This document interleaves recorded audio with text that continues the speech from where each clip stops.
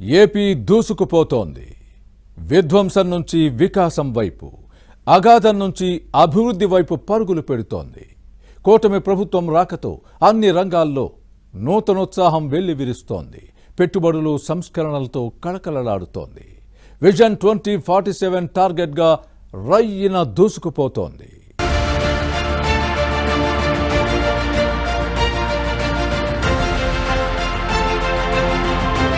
జగన్ ప్రభుత్వ హయాంలో ఏపీ అభివృద్ధి వెనక్కిపోయింది.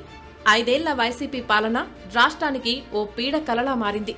అభివృద్ధి పనులు లేక, పెట్టుబడులు రాక, సంస్కరణల ఊసన్నదే లేక ఆంధ్రప్రదేశ్ అధోగతి పాలైంది. కానీ చంద్రబాబు నేతృత్వంలోని కూటమి ప్రభుత్వం ఏర్పాటుతో ఏపీ మళ్లీ కొత్త కళ సంతరించుకుంది. అన్ని రంగాలలోనూ పరుగులు పెడుతుంది. సీఎం చంద్రబాబు సంకల్పానికి కేంద్రం సహకారం తోడవడంతో ఏపీ మళ్లీ అభివృద్ధి దిశగా వడివడిగా అడుగులు వేస్తుంది. పెట్టుబడుల వెల్లువ, సంస్కరణలతో ప్రగతి పదంలో దూసుకుపోతుంది. అటు జగన్ హయాంలో వెలవెలబోయిన అమరావతి సైతం సగర్వంగా రూపుదిద్దుకుంటోంది. ఈ క్రమంలోనే రాజధానిలో టవర్లకు ఏపీ ప్రభుత్వం రైట్ అంటూ గ్రీన్ సిగ్నల్ ఇచ్చేసింది. అమరావతి ప్రభుత్వ కాంప్లెక్స్ లో ఇంటిగ్రేటెడ్ రాష్ట్ర సచివాలయం, హెచ్ఓడి టవర్ల నిర్మాణానికి 3,673.43 రూపాయల కోట్లతో L1 బిడ్డర్లకు లెటర్ ఆఫ్ యాక్సెప్టెన్సీ ఆమోదిస్తూ మున్సిపల్, పట్టణాభివృద్ధి శాఖ ఉత్తర్వులు జారీ చేసింది. ఈ పనుల అప్పగింతకు సంబంధించి సిఆర్డీఏ అథారిటీ సమావేశం ఇప్పటికే ఆమోదం తెలిపింది. 882.47 కోట్లతో జీఏడీ టవర్ నిర్మాణ పనులను ఎన్సీసీ లిమిటెడ్కు, 1,487.11 కోట్లతో టవర్స్ 1-2 పనులు షాపూర్జీ అండ్ పల్లోంజీ సంస్థకు, 1,303.85 కోట్లతో టవర్స్ 3-4 పనులను ఎల్ఎన్టీ సంస్థకు ప్రభుత్వం అప్పగించింది. మరోవైపు అమరావతి రాజధాని ప్రాంతంలో రోడ్ల నిర్మాణాలు, డ్రైన్లు, తాగునీటి సరఫరా, మురుగునీటి వ్యవస్థ, పునర్వినియోగ నీటి లైన్, ఎవెన్యూ ప్లాంటేషన్ తదితర మౌలిక సదుపాయాల కల్పనకు 1,052.67 కోట్లతో పనులు చేపట్టేందుకు మున్సిపల్, పట్టణాభివృద్ధి శాఖ ఉత్తర్వులు జారీ చేసింది.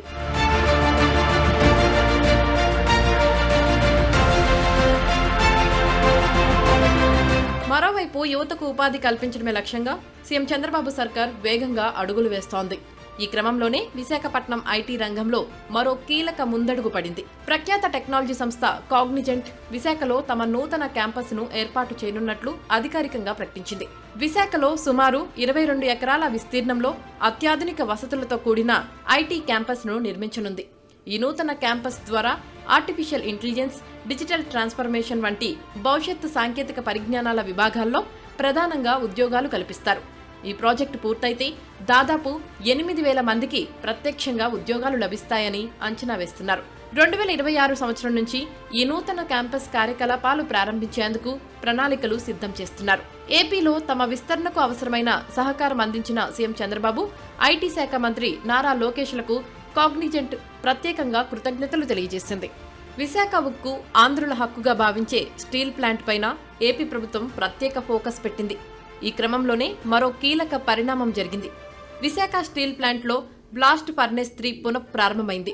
ప్లాంట్లో ఇప్పటికే 2 బ్లాస్ట్ ఫర్నేస్లు ఆపరేషన్లో ఉన్నాయి. 3వ బ్లాస్ట్ ఫర్నేస్తో పూర్తి సామర్థ్యానికి స్టీల్ ప్లాంట్ చేరుకోనుంది. బ్లాస్ట్ ఫర్నేస్ 3తో రోజుకు 20,000 టన్నులకు పైగా స్టీల్ ఉత్పత్తి జరగనుంది. విశాఖ స్టీల్ ప్లాంట్ను పూర్తి సామర్థ్యంతో నడిపేందుకు, నష్టాల నుంచి బయటపడేందుకు 11,440 కోట్ల రూపాయలను కేంద్రం ఆర్థిక సాయం చేసింది. 3 బ్లాస్ట్ ఫర్నేస్లు పూర్తి స్థాయిలో వినియోగం పెరిగితే విశాఖ స్టీల్ ప్లాంట్ లాభాల బాట పట్టేందుకు ఆస్కారం ఉందన్న అభిప్రాయాలు వ్యక్తమవుతున్నాయి.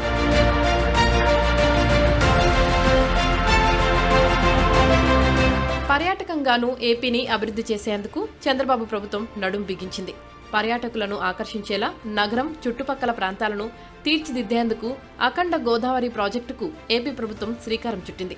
దీంతో చారిత్రక నగరం రాజమహేంద్రవరం ఇకపై పర్యాటక శోభను సంతరించుకోనుంది.